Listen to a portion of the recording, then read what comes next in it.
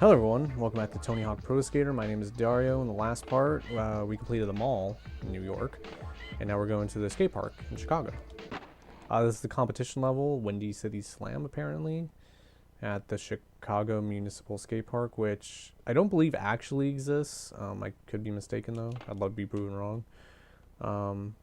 And so, as I stated a few parts ago, it's separated into 3 different heats, is what they call them. I don't know if I think that's actually what they are called in the not the show, but in reality. So you get 1-minute runs. My bad. You get 3 1-minute runs to get the highest score you can. Given that this is the first competition, it's actually kind of easy. And basically, the way it works is that they take the best of your 2 runs. So usually, like, I understand where they're going for, like, if this was actually like a real competition, you only get 3 tries at it. Oh my god. And obviously bailing like that will severely cost you points. I didn't know I was doing a special move right there. I wouldn't have done a grab afterward. But what I was gonna say is, as opposed to reality where you only have 3 chances, because this is a game, you can just retry over and over again, so that's why I never really saw the point. So we'll see how well I do. I think 99 is the best you can do. 92.6. Oh, it takes your best and worst score and does the average, I think. So I'm still doing alright, although that bail, like I said, really messed me up. Okay, well, this is already going off to a great start. You don't need to get a gold medal to win. You just need to get a medal, so basically first, second, or third. I'm gonna try to be a little bit more street this time, just for fun, so you guys can see more of the level. But I think ultimately what's important is you not bailing and yeah, doing a lot of tricks. I always found it interesting, just when I play this game, or really any game, if anybody's been watching this channel, they know me and how I always like to imagine, like, what's always beyond the map. Oh, God. Oh. Wow, I just look like I'm really stuck at this. Maybe it's the pressure of the competition. Maybe I just can't handle it. But, honestly, that scaffolding, like, obstructed my view. I'd be really surprised if I got a 90 on this one. One more kickflip for the road. Okay, so... Okay, this time I'm really gonna have to bring it. So let's go back to the good old strategy of coming back over here. What I was saying is, I always like to look outside windows in games and just imagine, like, what's beyond there. I would say games nowadays, though, like, have gotten a lot better about disguising the outer world, so to speak. Not the actual game, the outer world, but crap, I hate doing Madonnas because you always land weirdly.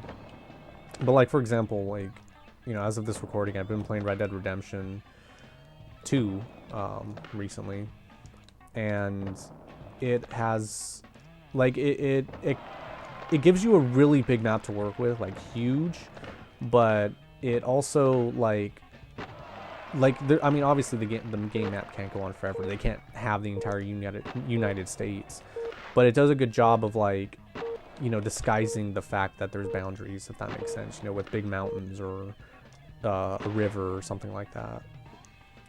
Something that, quite frankly, a lot of games don't do much anymore. So yeah, this is your highest and lowest score. I think I won. Yeah, I got the gold. Good for me. So we'll save just because I don't want to ever do that again. Yes, and I would say that's it for an episode, but I don't want to make that poor joke again. So let's actually spend the rest of this part. Yeah, I don't want to dedicate a whole part to this, but let me just go back to some of the levels and point some things out I wanted to show off. Like, I know this sounds like filler, and it kind of is, but I don't know. Like, there's a lot of details that I feel like the makers... Dumpster Burger. There's a lot of details in this game that that the publishers put in that I feel like, because you're always skating through, you're not really stopping to look at. Skate Butt Comics, really. later on as the game, as the series goes on, like, they start being less subtle about their jokes. What does that say? Trash Core? Trash Core Cafe. And you guys are actually much more luckier because what you're watching this on is a 4x3 screen, but my TV is widescreen, so it forces it wider, so it kind of gives me a headache if I look at it wrong. What does that say? Car panty cruise? Panty crash? Pantry crash? What? You know, I never thought about it, but why the hell is this fucking car here? Like, just very randomly. Like, is this one of those things like, oh, you could win this car? And then something else I like to do in these games is, like, imagine, like, actually walking around these levels. As I mentioned in the previous part, that's what I would do. I would kind of, like, you know... It was fun to be in a game that was, like, realistic, like, in a real world. Wow, I totally forgot there was a gap there. Doesn't look like we... I don't think you could actually get on top of the elevators. Yeah, let me see if I can, like... No, I just phased through them. Got a gap, though. Let's see what's over here. Skidmark. Skidmark clothes. You gotta love Skater's humor. Pizza face. There's probably a few more good ones down there. Dang it, I'm not gonna see them. I'm not gonna see them. Hold on, actually. So if you actually keep the grind going, you can go past the 2-minute run. Although I'm pretty sure if somebody can find a way to soft lock the game. Let's see, was there anything I wanted to show off in... Yeah, I guess there was something I wanted to show off in this school level real quick. As that tip is saying, which I've never mentioned yet, but yeah, sometimes the tips do pop in to give you hints. And that was a variable that I totally screwed up. So, something that I read on the wiki, because that's where I get my information, is that this image is actually like... I forgot which band it is, but it's basically the album art. And this actually appeared in the game before, like, the actual album release, so... It's crazy to imagine, like imagine if this game came out and you're seeing, oh, well, here's a better image of it. Like imagine playing this game when it came out and you're seeing like an exclusive, you know, like, I mean, were there leaks back then? Like, I don't think so. So yeah, I don't know, that's just cool that you can see, like, people who got this game early were able to see something that wasn't actually released yet. And then you just got a pretty normal pool here. I don't think it's possible to grind on top of those diving boards up there. I know in later games it is. And I don't know about me, but, like, something about, like, this color and this texture reminds me of, like, Mizar's Palace from Jeff Rich Gemini. And if anybody knows that game, I love you. But, yeah, it just kind of has that same aesthetic, that same feel. And, let's see, I think there was something else I wanted to show. I mean, there's more graffiti and stuff like that, like, which I think is actual graffiti from artists, maybe, like, especially that one up there. You know, someone who's probably way more educated or knowledgeable about this stuff probably should be doing this playthrough. And I never showed this, but yeah, there actually is an inside, and I think you can actually break the scoreboard. So yeah, and I don't think I mentioned it, but this this place doesn't actually exist as far as I know.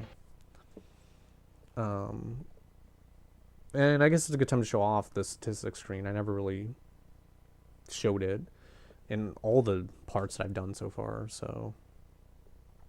And I didn't even know it keeps track of your bales, too. And I think that's just about it. I don't think there's anything in Woodland Hills that I wanted to show. Okay, you know what? Actually, there is something I want to say. Well, first of all, there's this I want to point out. I never understood why it says women and men, like, going through the different ways. I do know that some skaters do start on the right side, I believe, or I could be pulling that out of my ass. I don't know. Like I said, I never played this. And, but something I did want to point out real quick before we end things off, because I'm not going to have a chance otherwise, is that... Do you remember the golden age of the internet on how, like, people would say things? I remember one for Tony Hawk saying that if you get on top of here, and I think you got to do, like, a certain trick into that door, you would break out and be able to skate outside. Now, I'm trying to remember if I read that online or someone told me about it, but I think, if I recall right, I think someone was telling me about it, or something. Like I told somebody online about it. All right, no, I told somebody like at school what I read online, and they said yes, and we're basically saying, yeah, that's true, saying that like, oh, when you go outside it's like snowing, and it's like, yeah, there's a bunch of snow everywhere. I was like, really? It's snowing outside this level? So all my time I'd play this level, I would imagine that, like, oh wow, it's actually snowing outside this level. Imagine my surprise now that I think about it, when Tony Hawk 2, Pro Skater 2, the first level, there was a secret way to break out of the level, and it's snowing outside. So just, that was very, like, that took like a minute to explain that 10-second story. I apologize. This level, actually, the warehouse level, it's actually appeared the most in the series. It's appeared in, I think in this case, like, it's probably appeared like 4 or 5 of the other games. I think in Tony Hawk Underground 2, they actually added a door here that allowed you, like, it was like a whole other side of the warehouse. So, I don't know, pretty fun fact. Anyways, I was able to fill the void for a little bit. Hopefully you guys found some of that stuff interesting. In the next part, we're going to be going to downtown Minneapolis. See you guys then.